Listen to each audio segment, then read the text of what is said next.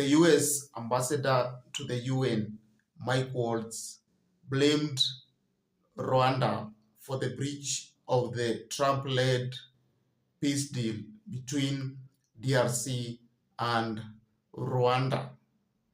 He accused Rwanda of supporting the M23 rebels that are causing havoc in eastern DRC in the town of Uvira.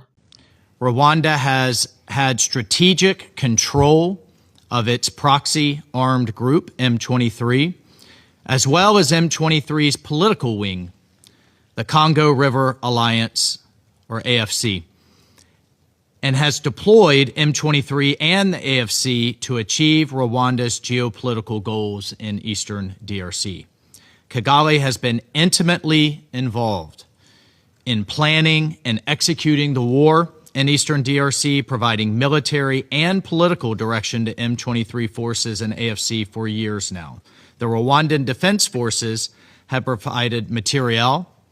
On its part, Burundi, ambassador to the UN, views the breach of the peace deal as showing the US the middle finger by Rwanda. Burundi itself is at the receiving end of the conflict, considering that after destabilization of Uvira town by M23, who have killed, destabilized the people, destroyed property, and displaced thousands of people, they have been pouring into Burundi and causing massive stretch on the limited resources, for Burundi was not ready to take a huge number of DRC refugees. On his part, Paul Kagame of Rwanda says that he's still committed to the peace deal, that he has no intention of breaching the peace deal. DRC, on its part, led by President Tshisekedi, is interested in the peace deal because it brings peace to DRC in exchange of the US exploiting the mineral resources of DRC, as they had agreed in Washington. And Tshisekedi believes by allowing the US into his country is the only way he can guarantee himself safety from any rebel infiltration from Rwanda or any other place. The M23, on their part, feel that they were not involved in the peace deal, that the deal was between the leaders of Rwanda, DRC, and the US, that their claims or their agitations on the ground have not been addressed. Well, M23, we all know, is a rebel group that is composed of the Tutsi tribe, mainly from Rwanda. Their original agenda was Tutsi nationalism and protection of their people from destruction by the FDRL Hutu-led militias that were wreaking havoc from Rwanda and intending to exterminate their Tutsi colleagues or tribesmen. Now, M23 have expanded their goals.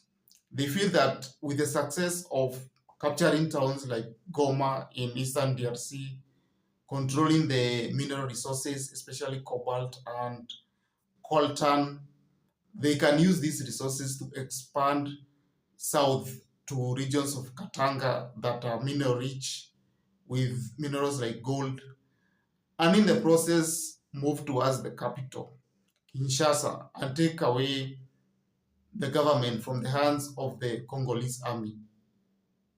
Remember, M23 had made a demand to be integrated into the DRC National Army, but that demand has not or is yet to be met. And so they feel they can also control the central government without entering into any deal with the ruling regime of Tshisekedi. And hence, the continued fighting of M23. Rwanda, on its part, says it does not support them. But it's so clear for anyone to see that the M23 are funded heavily because they have intelligence, they have the weapons, they have the drones, and they're able to continue with their onslaught on the DRC, especially the eastern region, where the central government has minimal troops on the ground. As things go by, it will involve Trump putting his foot down and demanding the parties stick to the peace deal.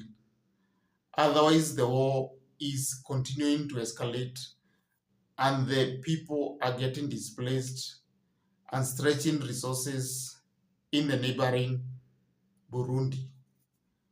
That is all. Kindly like and subscribe this channel.